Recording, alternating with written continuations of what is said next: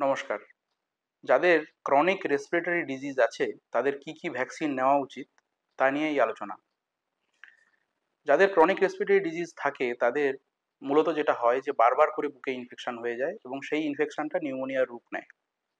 এই নিউমোনিয়াকে আটকানোর জন্য এবং বারবারের এই বাড়াবাড়ি আটকানোর জন্য যে ভ্যাকসিনগুলো নেওয়ার কথা আমরা বলি তার মধ্যে মূল ভ্যাকসিন হচ্ছে ইনফ্লুয়েঞ্জা ভ্যাকসিন। এই ইনফ্লুয়েঞ্জা ভ্যাকসিন প্রতি বছরে নিতে হবে এবং এটা হচ্ছে কোয়াড্রিভ্যালেন্ট ভ্যাকসিন, মানে 4টে স্ট্রেনকে কভার করে এই ভ্যাকসিন। কোন সময় নিতে হবে? মূলত আগস্টের শেষ অথবা সেপ্টেম্বরের শুরু, এই সময়টাতে নিতে হবে। কেন? ডব্লিউএইচও এই ভ্যাকসিন তৈরি করে। তারা নর্দার্ন হেমিস্ফিয়ার এবং সাউদার্ন হেমিস্ফিয়ারের জন্য আলাদা আলাদা করে ভ্যাকসিন তৈরি করে। তৈরি করার পরে সেগুলো সারা বিশ্বে তারা ছড়িয়ে দেয়। তো আমাদের দেশে পৌঁছাতে মোটামুটি এই সময় লাগে। তাই আমাদের আগস্টের শেষ এবং সেপ্টেম্বরের শুরুতে এই ভ্যাকসিন নেওয়া উচিত। দ্বিতীয় ভ্যাকসিন হচ্ছে নিউমোনিয়া ভ্যাকসিন।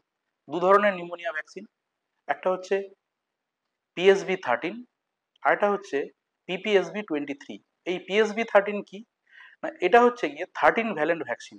কিন্তু এই ভ্যালেন্ট ভ্যাকসিন এ কি করে না, মেমোরিতে রেখে নেয়। মানে 13টা স্ট্রেনকে কভার করে ঠিকই, কিন্তু এই যে ভ্যাকসিন দেওয়া হলো এই ভ্যাকসিনের প্রোটেকশন অলমোস্ট লাইফ লং থাকে।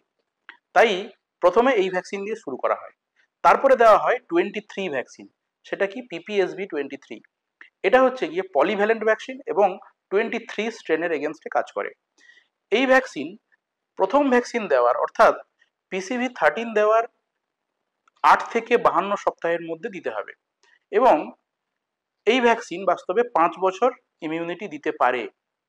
কিন্তু তারপরে আবার 5 বছর পরে লাগবে কি লাগবে না সেই সিদ্ধান্ত পেশেন্টের ক্লিনিক্যাল অবস্থা বুঝে নিতে হয়। তাই তখন ডাক্তারবাবুদের সাথে কথা বলতে হবে। পার্টুসিস 50 বছরের ঊর্ধ্বে সিওপিডি রোগীকে, যাদের রেকারেন্ট ইনফেকশন হয়, তাদের ক্ষেত্রে পার্টুসিস ভ্যাকসিন দেওয়া উচিত এবং এটা প্রতি 10 বছর অন্তর দিতে হয়।